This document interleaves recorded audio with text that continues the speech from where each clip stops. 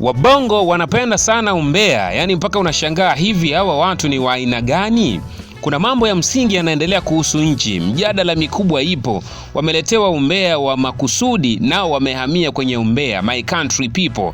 Hayo ni maneno nimeyanukuu ya msanii anaitwa Emmanuel Elibariki almaarufu kama Nay wa Mitego True Boy, ambaye pia ameyapost kupitia peji yake rasmi ya mtandao wa X zamani kama Twitter, na ni moja kati ya maneno ambayo pia yanaendelea kuzua mijadala kwenye mitandao ya kijamii mpaka sasa hivi ambavyo tunazungumza.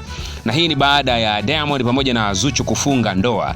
Taarifa hiyo pia nimekusogezea hapo, in case kama hujaitazama, hebu dondoka kwa video ya hapo chini, utaona kwa kina kabisa ndoa ambavyo imefungwa na nini ambacho kimeweza kufanyika, hongera ambazo zimeweza kutolewa. Of course tunafahamu kuna seleka hapa Tanzania inayoendelea kati ya Gwajima pamoja na serikali, hiyo sitaki kuizungumzia sana, lakini kwa upande wa Nay wa Mitego bana, ni kama vile anaona kuna namna fulani hivi kama wabongo sawa ni watu ambao hawako vizuri. Yani kuna mijadala mikubwa ya kiserikali lakini wameachana nayo, wamekuja kudiri na mambo ya umbea, umeona? So ni kitu ambacho by the way na wa Mitego ameamua kukitoa kwa binafsi yake, na yeye ni maoni yake, na kama Mtanzania, kila Mtanzania ana maoni yake the way ambavyo inatakiwa awasilisha maoni yake kwa watu ambao wanamfuatilia, watu ambao wanamfahamu pia, si ndio?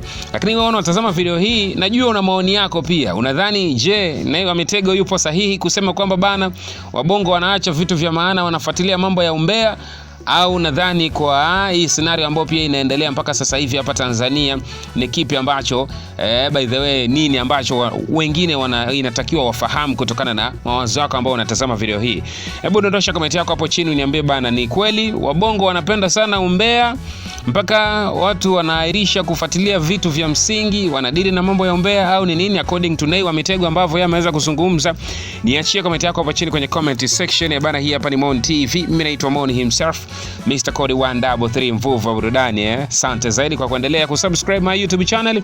Asante zaidi kwa kuendelea kushare, kulike, kucomment, pia kuhakikisha kila kitu kinakuwa supported na wewe hapo ambao unafuatilia video hii. I'm out.